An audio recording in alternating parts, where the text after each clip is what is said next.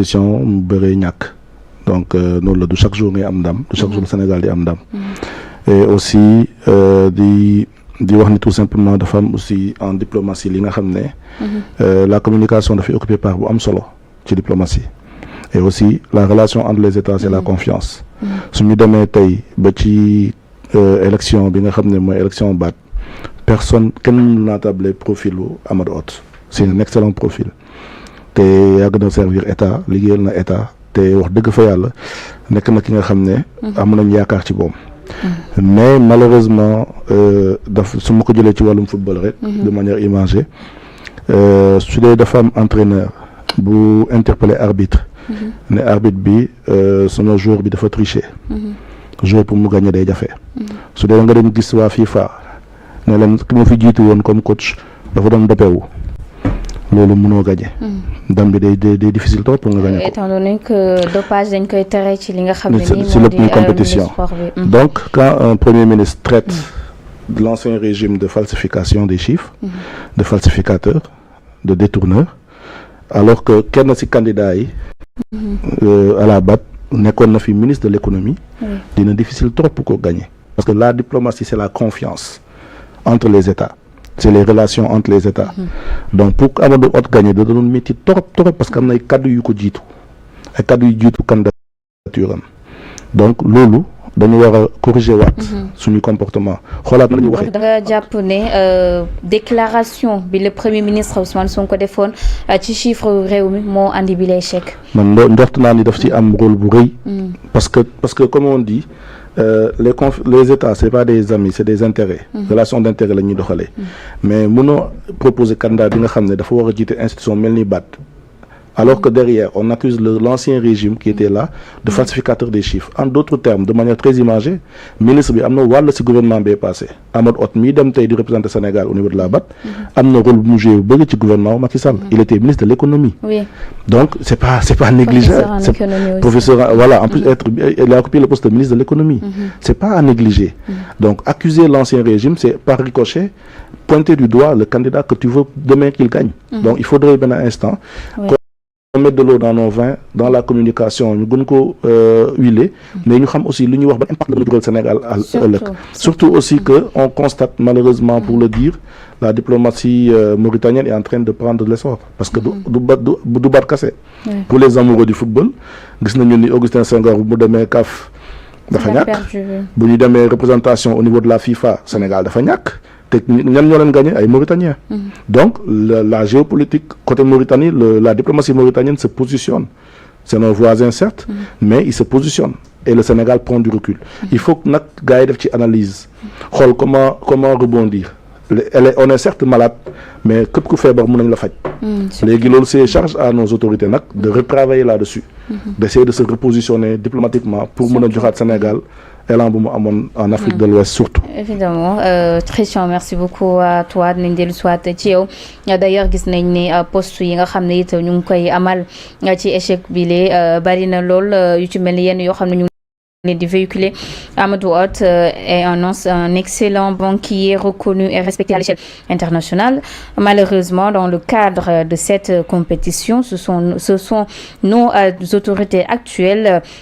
détenues de toute stratégie en matière de diplomatie internationale qui ont failli. Il y a donc rien de surprenant quand on vient d'un pays dirigé par des incompétents loolee nekk na ab poste yoo xam ne ñu ngi koy gis à l'échelle internationale venant de certains pays di wax leen ne en tout cas ñi leen nekkutoon lu bette bu ñu gisee ne le Sénégal aujourd'hui est dirigé par des incompétents du sama ay kàddu mais quand même képp ku dem sur les réseaux di nga ko daal di gis rugi mbir mi daal dinay doy waar diplomatie bu Sénégal nee nañ fi ñu tollu tembe ni mu ngi à terre tey Amadou Hott mu nekk deuxième perte après Augustin Senghor lan moo si daal di tegu gis nañ ne fi ñu tollu tembe ni avec le nouveau régime daanaka notre diplomatie bat de l'aile. Effectivement d'accord notre diplomatie est complètement à terre je dirais pas bat de l'aile te li koy attester rek mooy déjà Augustin Senghor mi nga xamante ni Christian rappelé na ko sànq dafa dem compétir moom avant daara la jël sax je crois su ma juumulee ne benn nit rek la raw alors tey en temps normal Sénégal loolu daanu leen dal surtout ci domaine sport surtout ci domaine sport ñu ne deete waay Amadou Hott dem ci BAD di compétir pour être à la présidence de cette institution financière malheureusement Mauritanie nga xam ne c'est un pays voisin à côté en matière de diplomatie de démocratie ak lu mun ci doon ñoom ñoo doon copier ci Sénégal ñoom ñoo doon roy ci Sénégal tey ñooñu damee le pion pire la Côte d'Ivoire qui est un pays frère dañu préférer soutenir et de façon très très claire et transparente le candidat de la Mauritanie plutôt que ñu jàppale ki nga xamante ni mooy Amadou Hott alors que ni suñu relation ak Côte d'Ivoire moo gën a huilé sax booy xool relation Côte d'Ivoire ak Mauritanie en tout cas loolu moo mës a am parce que c'est pas pour rien qu'on s'appelle des pays frères pour man nag li nga xamante ne mooy échec Amadou Hott c'est imputable à 3 niveaux benn bi mooy le discours du premier ministre bi nga xamante ni Christian wax na ko sànq le rappel profite aux croyants moo wax ne réew mi chiffres yi dañ koy maquiller falsification dafa am dette cachée dafa am conséquence 1,8 milliard de dollars yi nga xamante ni FMI daf ko waroon lebal Sénégal mu tëye ko daal di sàkku ci nguuru Sénégal mu indi les preuves yi nga xamante ni day wane ni chiffres yi dañ ko maquiller dañ ko falsifier jusqu'à preuve du contraire jusqu'au moment où je parle yëgaguma foo xamante ni nguuru Sénégal gi indi na les preuves de ces allégations là déjà loolu c'est un coup pour la diplomatie sénégalaise c'est un coup également pour l'économie sénégalaise parce que bépp institution financière bu sérieuse doon nangooti duggal sa koppar fii ci Sénégal parce que da nga naan comme ñi ci loo xor lañ nekk ak mbuxum ak njuuj njaaj ak tappale du ma jël sama xaalis di ko fa dugal deuxièmement aussi ministre bi nga xamante ne moom lañ jox suñu wàllum diplomatie mais je regrette de le dire mais échec total voilà on l'appelle gros calibre mais elle est tout sauf gros calibre je suis désolée xam nga boo demee ba ministre bi nga xamante ne tey moom moo yor suñu diplomatie ndaak di jaawale drapeau Sénégal ak drapeau Bahreïn nga xam ne Bahreïn ak Qatar drapeau Qatar du moins ak drapeau Bahreïn nga xam ne Qatar ak Bahreïn du ma ne c'est des pays ennemis mais c'est des pays rivaux dañuy wujjee ñoom ñaar loolu rek mënoon na indi benn incidence diplomatique boo xamante ni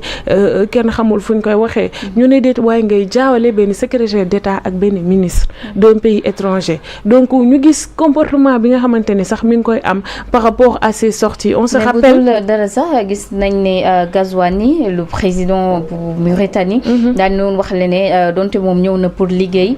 mais lépp loo xam ne ni moom mu ngi koy miser daf koy miser ci diplomatie on dirait que ne daanaka point fort bi nga xam ne nii moom la gën a amul diplomatie mu ngi payé bu baax a baax bu ñu gisee les 2 victoires mais bien sûr man lii daf ma bett sérieusement bon pour défaitu Amadou Hott bi je m'y attendais sérieusement je ne suis pas surprise te li ma la wax nii comme raison loolu moo taxoon maa ngi ko doon séntu mais par contre pour ki nga xamante ne mooy candidat mauritanien bi gagné même s'il y a le soutien de la Côte d'Ivoire et d'autres pays frères africains yaakaaruma woon ne dina gagné mais gis nga diplomatie dafa am solo trop ci réew moo tax képp koo koy jox également war na nekk une personne boo xamante ne xam-xamam day màcc jëm ci wàll wi mais dafay nekk koo xamante ne également à chaque fois day hisser haut le drapeau de ce pays là on se rappelle de